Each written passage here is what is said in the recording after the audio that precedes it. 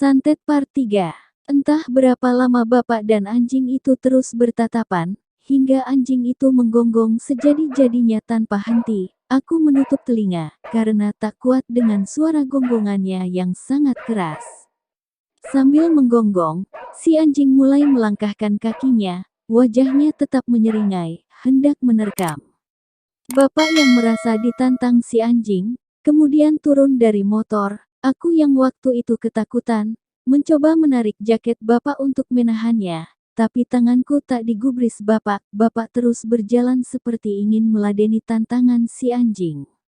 Tanpa diduga, bapak mengeluarkan sebuah lidi dari balik jaketnya. Panjang lidi itu sekitar jari tengah sampai siku. Mungkin bapak sudah menduga kejadian ini, dan saat tadi di rumah, bapak berlama-lama di kamarnya karena sedang mempersiapkan hal-hal yang mungkin akan terjadi di luar dugaannya. Bapak mengacungkan lidi tersebut sambil mengayun-ayunkan ke arah si anjing, seperti hendak mencambuknya. Anjing hitam itu menghentikan langkahnya, namun wajahnya tampak lebih marah. Aku heran, bagaimana bisa bapak melawan anjing yang tampak ganas dengan sebatang lidi itu. Tapi ilmuku sangat rendah untuk memahami tingkah bapak. Setelah terus-menerus bapak mengayun-ayunkan lidi itu, si anjing hitam secara perlahan mundur. Wajah si anjing tetap menyeringai. Air liurnya dengan deras menetes keluar dari mulutnya yang lebar. Beberapa kali si anjing mondar-mandir, tapi tatapannya tak pernah lepas dari bapak. Anjing itu bertingkah seperti hendak mencari celah untuk menyerang. Kali ini bapak meloncat ke depan mendekati si anjing, seperti hendak mencambuknya, tapi dengan gesit anjing itu mundur, menghindari cambukan bapak, yang kemudian berlari ke belakang. Seringai seram si anjing mulai hilang, tapi matanya yang bersinar hijau di kegelapan, masih menatap kami. Anjing itu seperti gagal melakukan misi. Ia pergi masuk ke semak-semak kebun teh, dan diikuti gonggongannya beberapa kali. Kini anjing telah hilang ditelan kegelapan malam. Karena aku terlanjur syok, dan kakiku gemeteran karena takut, maka bapak yang memboncengku menuju rumah Kang Asep. Tentu saja aku yang duduk di belakang tetap was-was, takut kalau si anjing balik lagi dan menerkamku dari belakang. Tapi tak begitu lama, dari arah depan tampak sebuah cahaya lampu bulat, berwarna kuning, samar-samar terlihat Kang Asep, dan seorang pria tak dikenal di bocengnya. Tanpa bercerita apa-apa kepada Kang Asep, kami pun melanjutkan perjalanan. Kang Asep mengikuti kami dari belakang. Sekarang aku sedikit tenang, seandainya si anjing balik lagi, setidaknya di belakangku masih ada orang. Tak berapa lama kemudian, kami tiba di kampung Kang Asep.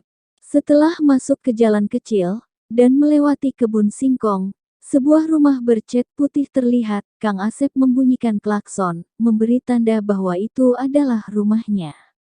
Begitu kami masuk rumah Kang Asep, ia memperkenalkan kami dengan mertuanya, dan adik iparnya, yang tadi ikut menjemput. Tadi sore, rumah ini sempat ramai oleh tetangganya yang menjenguk, tapi sekarang sudah sepi. Setelah minum kopi hangat, sajian mertua Kang Asep, kami dibawa ke kamar untuk melihat kondisi istri Kang Asep yang sakit. Sebenarnya, aku ingin duduk sambil menikmati kopi dan camilan yang disajikan, namun karena penasaran, aku mengikuti bapak dari belakang. Tampak seorang wanita mengenakan daster merah, motif kembang-kembang, sedang duduk berbalut selimut, rambutnya panjang tergerai, dengan kulit sawo matang, tatapannya kosong ke arah jendela. Sepertinya ia tak sadar dengan kedatangan kami. Kemudian Kang Asep memperkenalkan bahwa itu istrinya.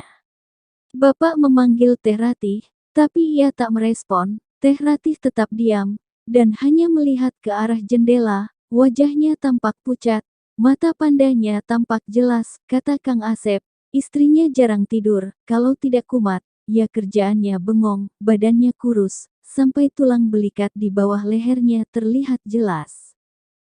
Bapak menyuruh Kang Asep untuk mengambil segelas air putih. Setelah dibawakan, Bapak melafalkan doa-doa, lalu, sedikit demi sedikit, air itu dicipratkan ke wajah Teh Ratih. dan semua orang yang ada di kamar itu kaget bukan main ketika melihat reaksi Teh Ratih saat menerima cipratan air doa dari Bapak. Tangannya langsung menepik gelas yang dipegang Bapak hingga terlempar ke arah tembok. Bunyi gelas pecah itu sangat keras hingga pecahan gelas itu berhamburan, bahkan hampir saja mengenai mertua Kang Asep.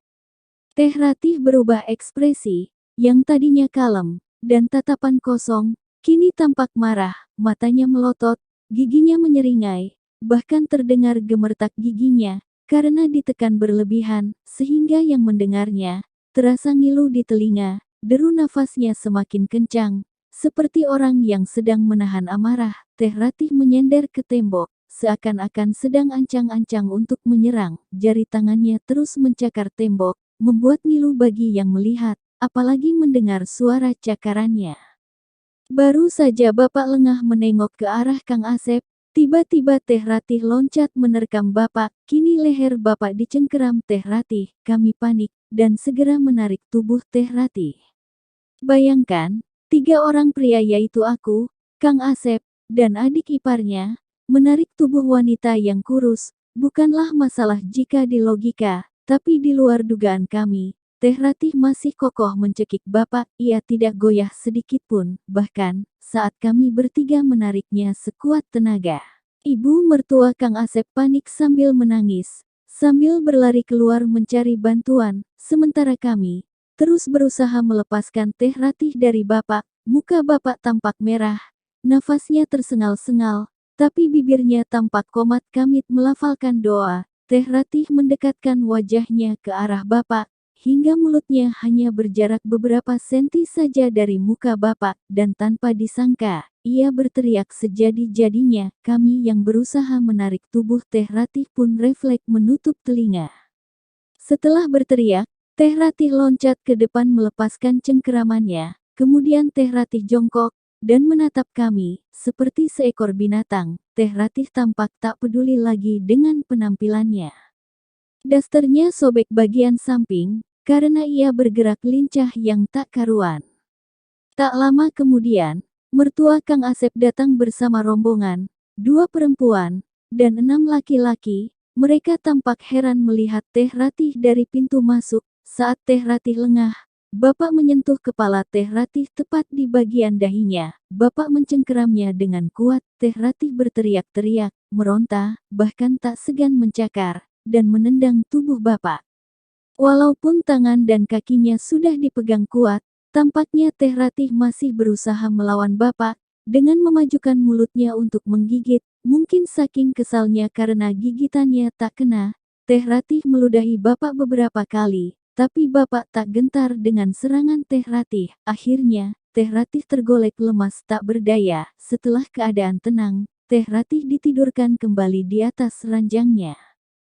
Menurut Bapak, yang ada di dalam tubuh Teh Ratih bukan nyawanya sendiri, mungkin setan suruhannya seseorang, sedangkan nyawa Teh Ratih tersesat berkeliaran. Saya kira, kejadian itu hanya ada di film saja. Ternyata, nyawa bisa juga keluar dari tubuh kita, dan tersesat, entah benar, atau hanya mengada-ada dengan apa yang diucapkan Bapak. Tapi bila melihat kejadian barusan, memaksaku untuk sedikit percaya dengan omongan Bapak. Lalu, Bapak menjelaskan kepada Kang Asep, bahwa ini pengalaman pertamanya menangani kasus seperti ini. Dulu memang kejadian seperti ini pernah ada, tapi Bapak hanya sebatas menyaksikan saja, tak ikut andil dalam mengobati. Kita harus melakukan upacara ngajemput lelembut, kata Bapak kepada Kang Asep. Istilah ngajemput lelembut ini, kalau dalam bahasa Indonesia, bisa diartikan menjemput nyawa. Dahulu kala, upacara ini sering dilakukan, atau lumrah di kampung.